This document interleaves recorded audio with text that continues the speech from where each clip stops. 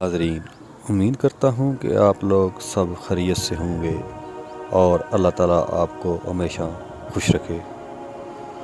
حضرت بلال حبشی مشہور صحابی ہیں جو مسجد نبوی کے ہمیشہ مؤذن رہے۔ شروع میں ایک کافر کے غلام تھے، اسلام لے آئے جس کی وجہ سے آپ کو طرح طرح کی تکلیفیں دی جاتی تھیں۔ امیہ بن خلف جو مسلمانوں کا سخت دشمن تھا، ان کو سخت گرمی میں دوپہر کے وقت تپتی ہوئی ریت پر سیدھا لٹا کر ان کے سینے پر پتھر کی بڑی چٹان رکھ دیتا تھا تاکہ وہ حرکت نہ کر سکیں، اور کہتا تھا کہ یہ اس حال میں مر جائیں اور زندگی چاہے تو اسلام سے ہٹ جائے، مگر وہ اس حالت میں بھی احد کہتے تھے، یعنی بہبود ایک ہی ہے۔ رات کو زنجیروں میں باندھ کر کوڑے لگائے جاتے اور اگلے دن ان زخموں کو گرم زمین پر ڈال کر اور زیادہ زخمی کیا جاتا تاکہ بے قرار ہو کر اسلام سے پھر جائیں یا تڑپ تڑپ کر مر جائیں۔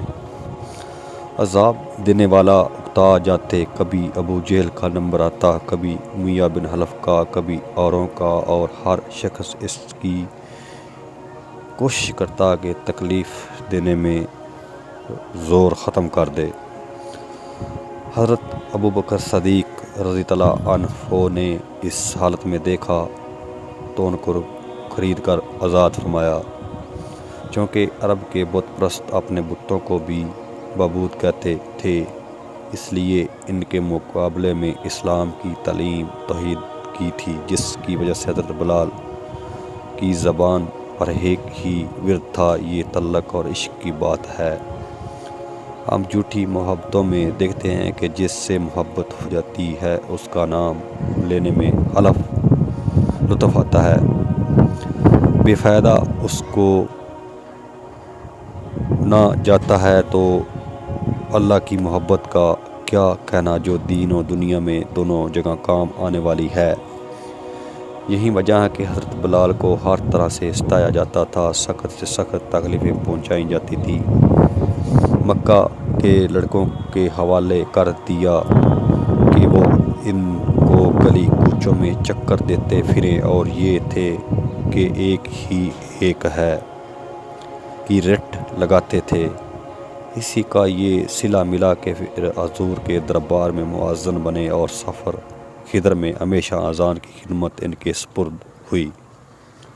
حضور کے وصال کے بعد مدینہ طیبہ میں رہنا اور حضور کی جگہ کو خالی دیکھنا مشکل ہو گیا، اس لیے ارادہ کیا کہ اپنی زندگی کے دن ہیں جہاد میں گزار دوں۔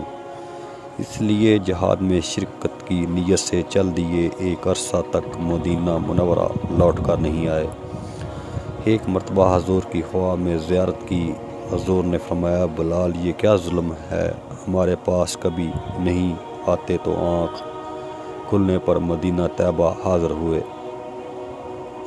حضرت حسن حسین نے اذان کی فرمائش کی، لاڈلوں کی فرمائش ایسی نہیں تھی کہ انکار کی گنجائش ہوتی۔ اذان کہنا شروع کی اور مدینہ میں حضور کے زمانے کی اذان کانوں میں پڑھ کر کہرام مچ گیا۔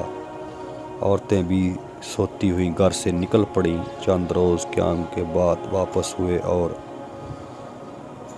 دمشق کے قریب میں وصال ہوا۔